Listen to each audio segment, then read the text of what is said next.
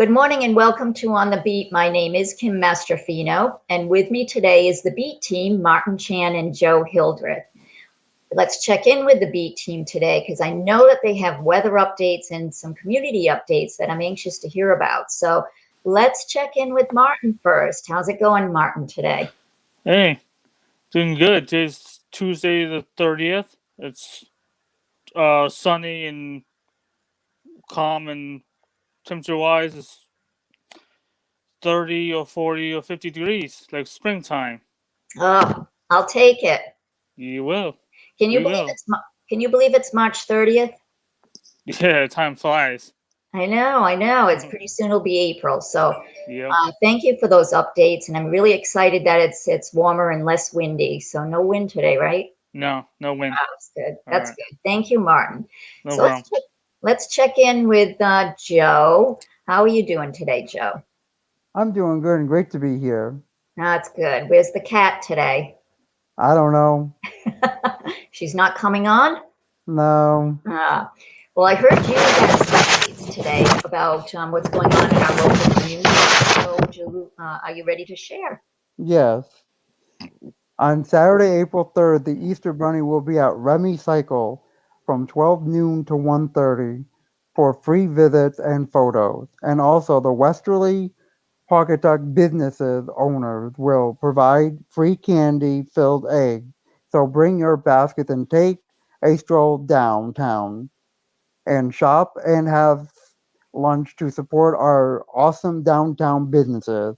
And also, there is still time to form a team for the Olean Center Trivia event, April 23rd. For more information, please visit our website or Facebook page. Thank you, Joe, for those updates. It sounds like the Easter Bunny is making a big splash in the area, so we got to see him, right? Yep. All right.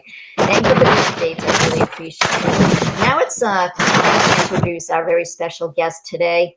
His name is Johnny McLoud, and he is well known for his band Johnny and the East Coast Rockers. So we're super excited that he's on today, and we can't wait to chat with him to find out more of all that he's doing. So please welcome Johnny McLoud. Hey. Hey. Hey, Johnny. Hi.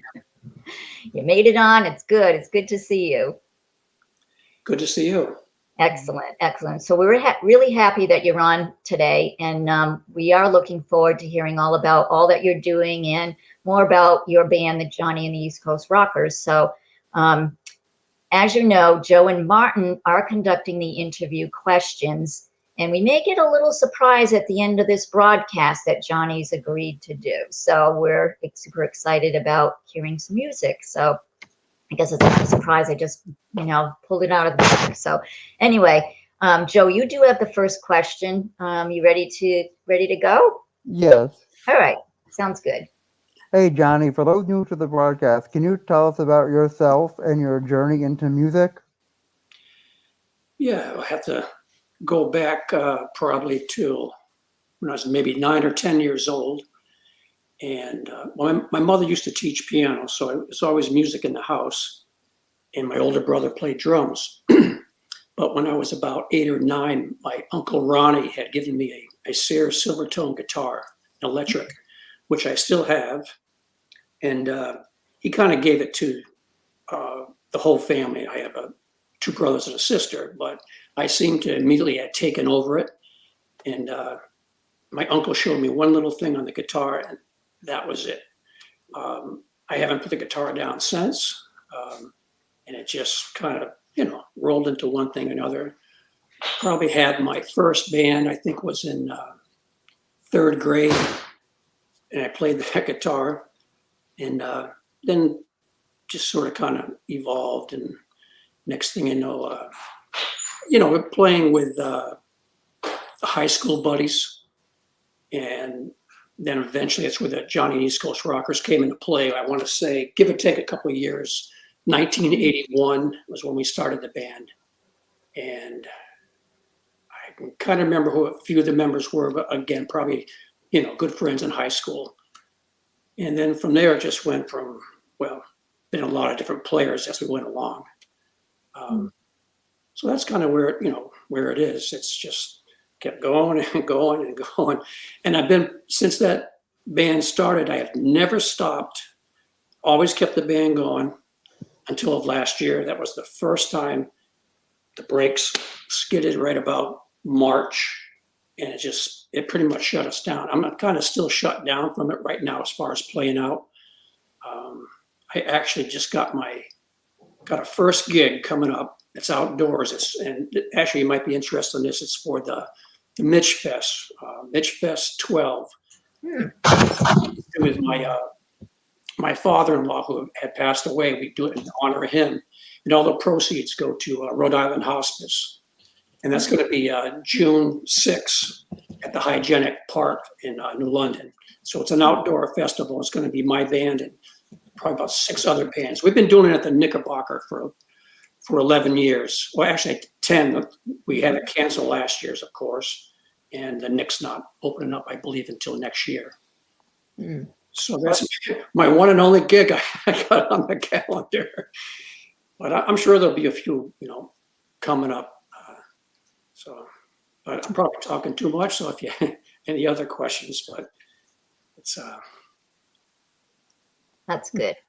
I think that Johnny, you're well known for playing at the Knickerbocker, and actually your band played for a benefit for the Frank Oline Center, and we are forever grateful for that. You did that, a couple of years, and you brought in a lot of people. You have a huge following, and I think things will start opening up and getting better. And it has been a tough year for everyone, and so I will keep that June 6th date in mind, because I think being outside and being able to play, I think that's just the start of it. So I think it's going to get better. But that'll be posted on my website, and it'll also be on. There's actually a whole page for the Mitch Fest on Facebook. It'll give you all the lineups. And if you've never been to Hygienic Art Festival, it's right on Bank Street. So really, it's like an outdoor amphitheater. Very, very cool spot. Great. That's awesome. Thank you for that information, Johnny. It's much appreciated. Yeah. All right. Martin, I think you do have the next question. Yes. Hey, Johnny, can you tell us about your band, Johnny and the East Coast Rockers? How long you have been together? Well, again, like I said, it was right around 1981, and I played anywhere from the Boston area up to almost kind of into New York, kind of a region of New England, and played every dive joint you can imagine from in between there. Played every restaurant, any kind of venue you can think of. And again, we had numerous different members play. Some of the guys from Westerly, you might know Michael Negrelli's from his family, Negrelli's Jewelry. He was probably one of my original first drummers. Matter of fact, I just came across an old recording that we did in Ronnie Drago's studio. So we've got plenty of recordings that go way back. So it just kind of, evolved into just years and years of playing. Unfortunately, I never really got a chance to do much touring. I did go over to Europe and play, but I was doing it by myself. Got to sit in with a few other bands, and did kind of like a little more of an acoustical thing. But that was really more of a vacation, but bringing my guitar, and people were very welcome. We did like in Ireland, Scotland, Portugal, London, a lot of different places. And then coming back, just keeping the band going, keep booking. And again, like I said, when March came around of last year, it just kind of put a stop to everything. I didn't stop playing. I mean, I've certainly, since then, I've actually did 2 recordings, which I have here. This actually, we recorded with the band in last March, just before, at the time we kind of knew what was going on, but it hadn't really, hadn't really struck us yet. And so I did a 12-song recording with the band here at my studio. Ironically, it's called 2020. in hindsight, I probably could have changed that to something else. Oh, In fact, no one's even heard this. I haven't even been anywhere to even give this to anybody. So it's usually I sell them at gigs or I have them online. And also, while it was a full pandemic, I did another one. It's a solo project where I play all the instruments. And again, I don't think anybody's heard it. Wow. So I mean, eventually I'll get them. But so that kept me busy. Maybe going beyond your question, but that's fascinating, though. yeah. Yeah. I know when Kimberly first called me a couple of months back, she goes, what have I been doing? I said, well, nothing. And then I thought about that later. It really was far from the truth. I think of the honey-do list that my wife had was a mile long, and I'm just about done with that. I mean, I had gotten so much done around the house, and again, doing a recording project, and I was telling Kim that I build guitars or play art guitars. Wow. Yeah, I didn't Very know interesting. that. Yeah, it is interesting, Martin. You're right. I actually didn't realize that, but I did check that out on your website this week, and I didn't realize that you did that. So, how many guitars that you build do you actually play your own guitars that you build? They're kind of. I have a few here that I can certainly show you. I don't really play them out. I actually one or two that I have out there. I don't have them here. They're in the back room. Let me just show you a couple here. I was just doing it just because I can. But something to keep me busy besides the honey-do list. So here's one that I did. It's out of an old one of my old Chevy hubcaps. Oh, wow, that's awesome. So I call them playable art guitars. I mean, sure, you can hang them on the wall, but I strive hard to make them playable. So what I do, just to kind of give you a little example of, I'll start with a blank board for the neck, and then I'll scarf joint it here. Scarf joint is where you put an angle on. Here's a headstock that's in the rough. So then you would glue this on like so. Like that. Then I would rip. This is a piece of maple that I use for the fretboard, and then of course that would, get glued onto here. And then you have to put, as you know, these are the frets, little wires there. So you have to cut all these. You got to notch them, put all that on, glue it, and then you got to file all this down to shape it. So what you're getting is the whole neck of the guitar. That's the hardest part, is making the neck and all the frets in. Of course, it wasn't really that easy actually to get the hubcap attached to this. So it's a piece of wood. I have an old 49 Chevy truck, which looks like this, but it's black. So that was sort of I try to have little themes. That's awesome. It looks like a banjo. Yeah, it does actually. This Yeah. kind of could too. This is another 6-string. If you look at this is a Vogue record. It's from the 1940s. It's actually a 78 RPM record. Wow. If you look at that. It's pretty cool. Oh, that's amazing. Yeah. If you flip it on the other side, that was on the other side. Ooh. So I mean, I could literally take this apart and play it on a phonograph, which I'm not going to do. So you can see the same thing. All carved in the necks. Very amazing. Hey, Johnny, I have a question for you. When you are putting together these guitars, how do you get the sound? Like some guitars have like a deep sound, and some have like you want to get a rich sound, I'm assuming. So like, how do you get that when you're building those guitars? Well, it's kind of a hit or miss. Like this particular one here, I actually did throw a little pickup on it. Here you can see it. I kind of routed it inside the neck, just a little volume knob, just to get a little noise out of it. Here's one, for example, where it's got a little bit more volume. This is from an old DeSoto hubcap. Oh, that's cool. So I laminated wood on top of these, just like little sound holes. And I did a little theme. I don't know if you remember the H&S green stamps. I don't know if Yes. you're familiar with that. I think there used to actually be a store in Wesley in the late 70s region.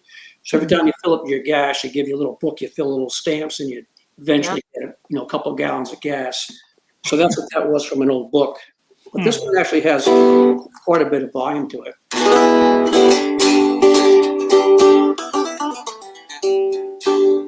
Oh, that's a good sound. Kind of Yeah. raw because of the hollowness on it.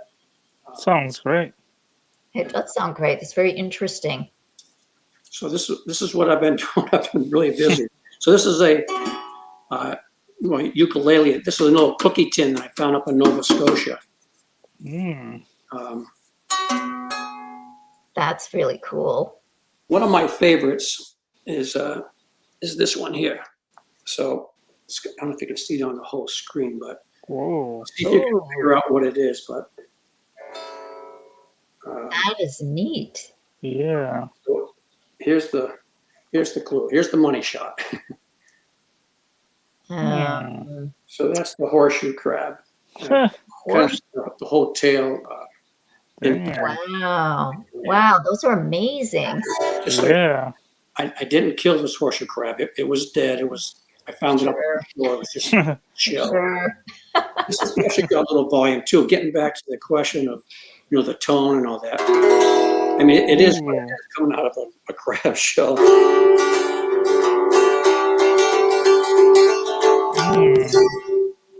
That's really, really interesting. I've never seen guitars made out of all those different things. Yeah. And it's That kind of blows what my mind.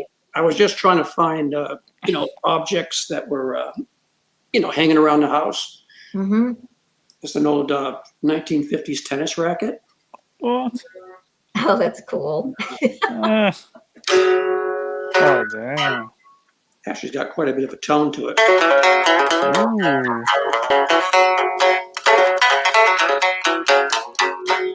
I think you should take that on the court. Or you could actually. It's a multi-purpose. Very interesting. I do like different, like a decoupage things, whatever I find. That's really cool. Oh my God, those are so unique, and I've never seen that before. How talented you are! I do have them for sale. These particular ones, some of them are hard to part with, but eventually they will be for sale. And as on the website, ecrockers.com. Nice. I do have some there. Some are already sold. I might not have updated it. And another thing too, I'll show you while I'm on the subject. I make. You probably saw them on there. These are handbags. So I make them out of old vinyl albums. So here's one of James Taylor. Interesting. So there's the record there. And if you look at it, if you can see inside, that's very cool. Yeah. That's really nice. Interesting bag. Awesome. Yeah. So it's leather here with denim jean there. Oh, wow. I got a ton of them. They're all different ones. If you like Zydeco, I have that. Ooh. Little leopard skin on the inside. Wow. This was pretty popular. Still had one left of Prince. Prince. He was amazing too as a guitarist. Prince. Huh. Yeah. Yeah. Wow, he's so talented. It looks like you have been busy.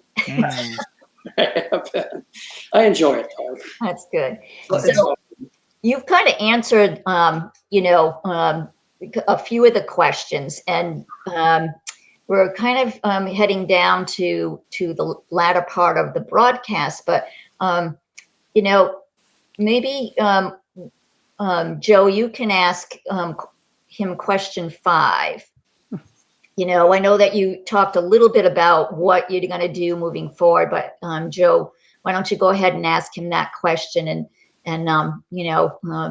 let's see what he has to say. What are your goals for 2021? Will you start teaching music again? Well, definitely going to be teaching again. It'll probably more towards the tail end of the summer, just to see how things pan out. Everybody's feeling comfortable being around other people. And obviously I still want to keep the band going. It's I'm still in contact with the band members, and everybody's just starting to feel comfortable. It'll probably be a slow start. I suspect some of these places that we were playing in, obviously a lot of restaurants. We've got to see where they're going to go. Some aren't even open at this moment. How many people are they going to allow in? So that's kind of what I'm looking forward to. Plus, I mean, I'm always going to be building something, and be doing a little traveling. We have a place up in Nova Scotia, which we haven't been able to visit for over a year and a half now because of the pandemic. And so I'm looking forward to that. If the band is not, if it's playing here and there, it'll give me the opportunity to travel, get out there a little bit, and get out in my boat. That's as soon as the weather hits, that's going to be another big thing I'm looking forward to. And you do restore boats too, don't you? Yeah, yep. I actually built one in 2016. It's a 16-foot San Juan dory, and we take it all through the sound, and that's where I find the horseshoe crabs. There's a couple of places like towards Sandy Point, and they have a tendency to wash up over there. I'm always looking for something to build a guitar. And I can just about put a neck on anything, but I've got quite a few stockpiled at the moment, so I have to find something else to do. Yeah. Well, we look forward to your band coming out again, and we're dancers, so we can't wait to hear you again and dance to your music because you're amazing. Your band is just great, and we're so lucky to have you in our community. And so because you do a lot, and you're very talented in all these other areas too, and so but it's good to have you on. And so I think we're going to end the broadcast piece, the interview piece of this broadcast, and end with you playing one of your songs. But I did want to say thank you, Johnny, for everything. It's been a pleasure. We wish you well now and in the coming months, and we'll see you out there on the we'll be out on the dance floor. Yeah, no, I'm looking forward to it. We wish you well now and in the coming months. Thank you, Martin and Joe, for being great hosts. Thank you to Ben Barber for being a great producer. And thank you for all who have listened in. If you happen to have missed it on our social media pages, you can check it out later. It will be there forever. And so please keep an eye on Facebook for the next broadcast. Our next guest is Mary Carol Kenzia from Literacy Volunteers. Will be here next week. In the meantime, enjoy your week and stay safe and healthy. And you have something to say, Joe? Well, that's it for now. We'll see you next time on The Beat. And now we're going to end with Johnny. Go, Johnny, go. All right. This is it's a 10-string quattro. It's the guitar of Puerto Rico. I'm just going to make something up, so it'll give me a little chance to warm it up. I'll probably play for 10, 15 minutes. Just cut me off when you get tired of hearing it.